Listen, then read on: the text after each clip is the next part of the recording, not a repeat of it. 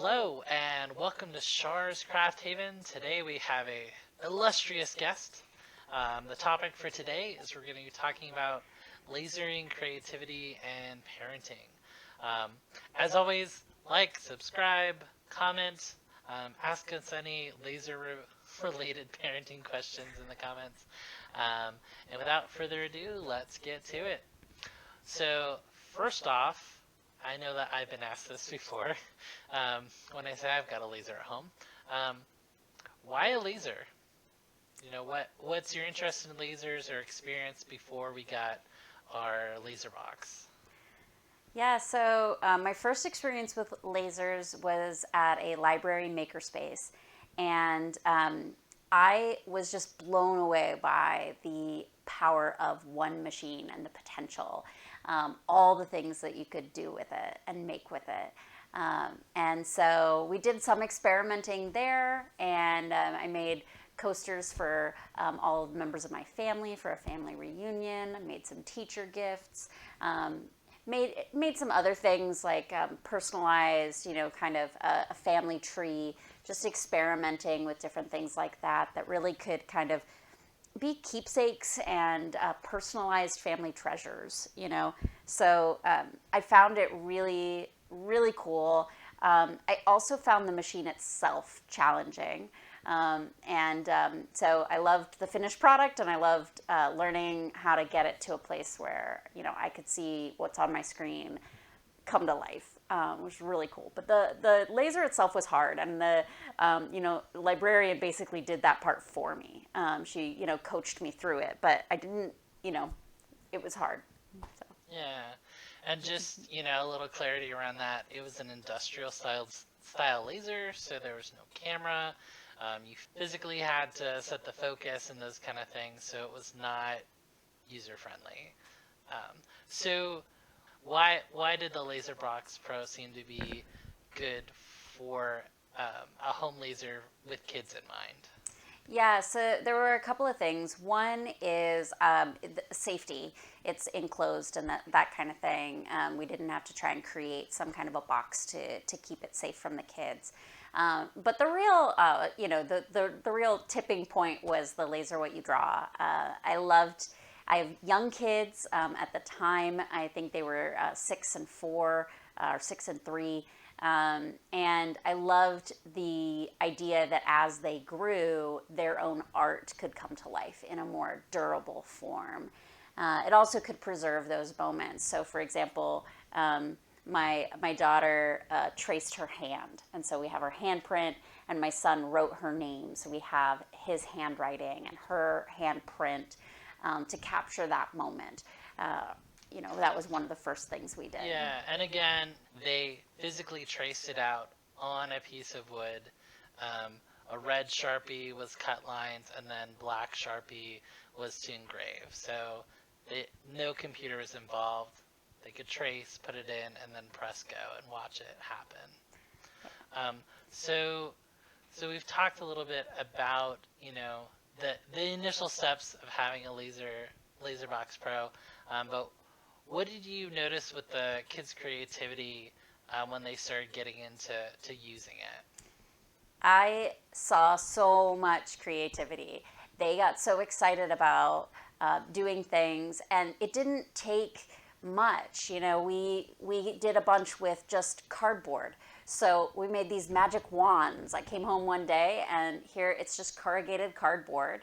But they had painted them and designed them and had so much fun with that. And that was just a one-day project. And even scraps from other lasering projects turn into creativity. My daughter just, would paint odds and ends and scraps. And also the kind of the creative iteration we started teaching my son. So we have an idea book, and he could write down his ideas, and he could sketch out his ideas and then make prototypes and see them in cardboard, and then eventually you could even make them in wood. And he did that for a gift for his sister, a little workbench with functional pegboard that you can hang tools on, and you can even remove the pegs just like a grown-up tool bench. So that kind of creativity and seeing what springs forth from their imagination, especially at that age, but really continuing forward, is just such a gift and so needed in our world. So that were there, besides creativity, did you see any other, benefits or things that came out of having a laser around that weren't necessarily just, playing with a laser specifically? Yeah, a couple things come to mind. One is the way that it's kind of fostered learning, the learning environment. So we actually worked with my son's kindergarten teacher to create some stations that would benefit the whole class, and a couple of those were 3D printed stations. One of them was laser. We lasered bubble letters out of material that was one side chalkboard and one side a dry erase. And so the kids could physically trace their letters, write their letters. He's in first grade now, and we're talking about creating number stamps. The kids love stamping their homework, when it's completed. And this would be a way that they could have that same stamping experience as part of their math work. So they solve it, they find the right stamp, and they stamp the answer onto their page. So those kinds of learning things I think are really cool. And then going along with that, I think, is also being able to teach some social emotional learning stuff. And I wasn't expecting that at all. But this idea of fostering generosity and thinking about what his class would like. Thinking about his friends when they have birthday parties. Instead of just buying a generic gift off the shelf, we can say, okay, well, when you're playing on the playground, what do you play? Well, we play wolves. Okay, well, let's make a dry erase wolf for your friend. Or you love a name tag. What if you made a name tag for them with different Pokemon because they love Pokemon, or whatever it is. So understanding other people and what other people would like, including his sister as well. So I think that those are really cool. And also handling disappointment. When designs don't go the way that you want, how do you handle that? He really loved making this gift of a butterfly drone for his sister, but the acrylic keeps breaking off. So she's learning some responsibility. How do you treat your toy gently if it's a fragile toy? We keep gluing it back on, but it's never going to stay unless she's more careful with it. And so handling those kinds of responsibility, emotions, and relationships, I really wasn't expecting any of that. I think that's really cool.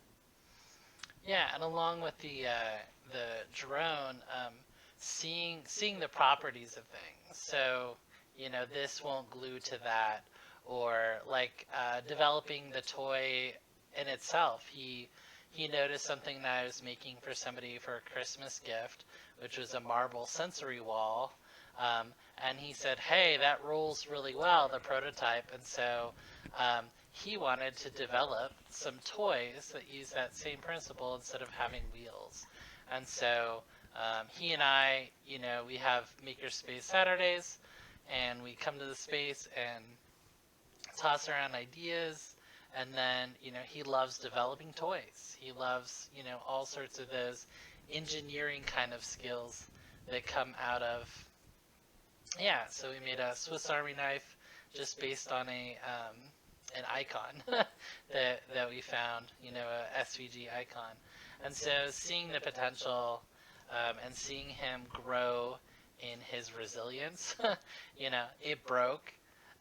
I'm upset that it broke, but why did it break, and how can I make a plan to make one that's not going to have the same problems, be it in cardboard or a lot of those ongoing things.